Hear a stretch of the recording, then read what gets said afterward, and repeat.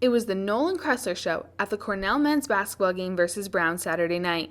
With a career-high 34 points, Cressler kept the Big Red in the game until they ultimately faced an 81-75 overtime loss. With 4 fouls, Cressler managed to score a game-changing 3 with 2.5 minutes left in regulation. I actually didn't know I had 4 fouls at the time, but whenever our coach told me, I just realized I had to take it easy and not commit any dumb ones and just stay locked into the game. It was this focus that kept Cressler and his teammates fighting through 16 lead changes and 8 ties throughout the game.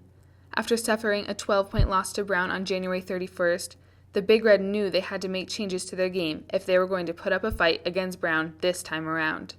We watched the film and kind of learned from our mistakes. Knew down the stretch that we had to stay locked in and not because we knew we were going to be switching ball screens this game. So we had to make sure that we were didn't do anything dumb down the stretch. And unfortunately, we had a few more slip ups this game, but I think overall we did a better job in pushing into overtime. As a sophomore guard, Cressler averages 17 points a game. He leads the Big Red in scoring, accumulating a remarkable 408 points this season. He has made 59 three-pointers, 6 of which came in Saturday's matchup. Despite Cressler's dominating presence on the team, he isn't the only impact player for the Big Red. Devin Cherry ended Saturday's game with 17 points, 10 assists, and 7 rebounds, coming up just 3 rebounds short of what would have been the first triple-double in Cornell's history.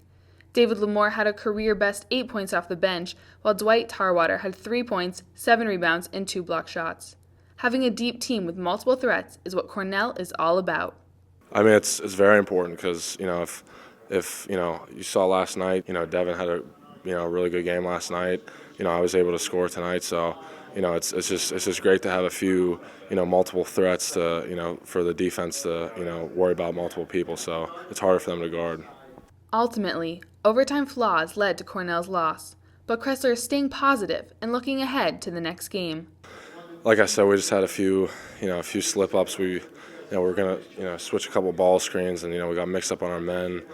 Committed a couple dumb fouls. So it's just we just gotta stay locked in, learn from it, and try to get better for the next game. Although it wasn't enough, it was Nolan Cressler's hot shooting hand and composed attitude for the Big Red that kept Cornell in the game until the end. Cressler and his teammates look for their 3rd victory of the season as they travel to Harvard on Friday. For Sports Final, I'm Erin McClory.